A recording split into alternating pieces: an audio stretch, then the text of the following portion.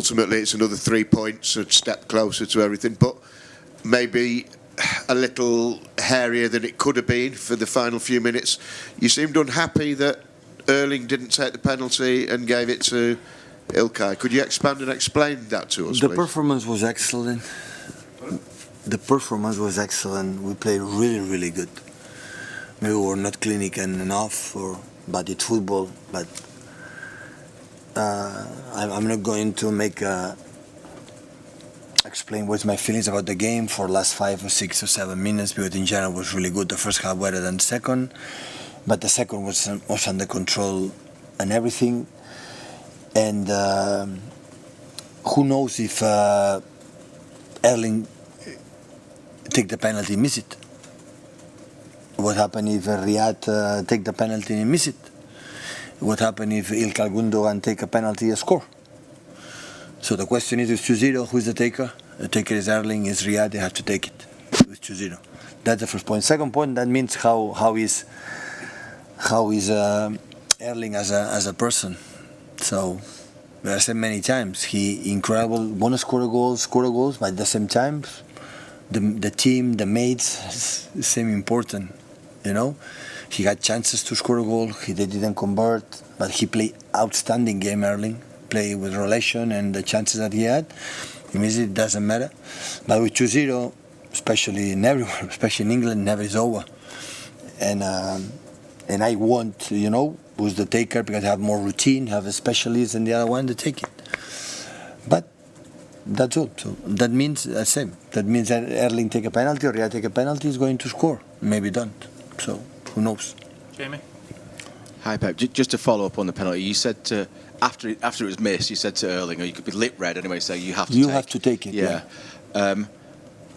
Given how professional you are and your team, you must have been surprised Erling didn't take it for that very reason. Because he's so nice. Because he's so nice. But nice isn't always professional, is it? If you understand what I'm trying to say. No, he's a professional, honestly. You know the last game we played against West Ham? We finished at 10:30-11. He went directly to the training center to make a treatment. At 11:30-12, was him and Ruben was to make a treatment. Of course, he's a professional. So I just meant this actual decision wasn't the most professional because you try to win the title and you have to be ruthless. He's ruthless.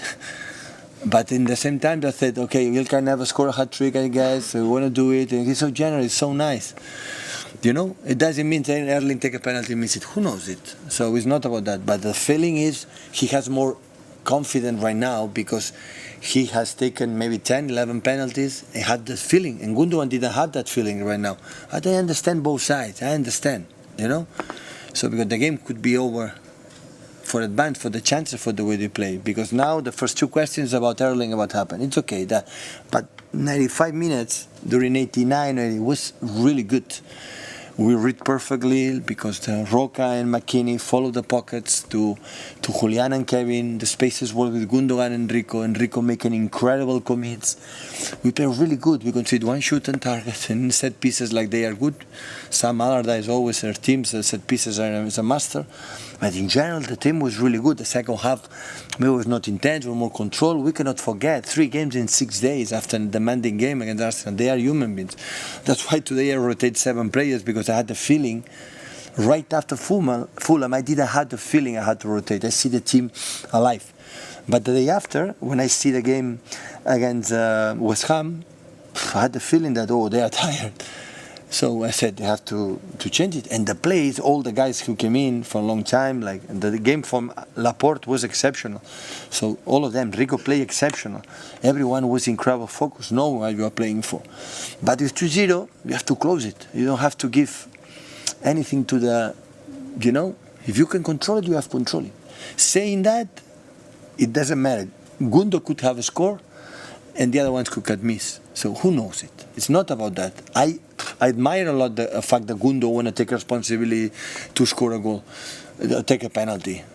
That is the best value as a player have. But normally the taker is the taker. Erling had to take it because he's our specialist. Sam? Pep, just on Gündoğan, he's had an amazing career, and there's a lot of discussion that he may leave in the summer. I wonder if he looks at what he's got here and the team that he's in, whether the temptation as a player is you've got the rest of your career to do other stuff, that really there must be a strong feeling that he should stay, that anything is possible in this side.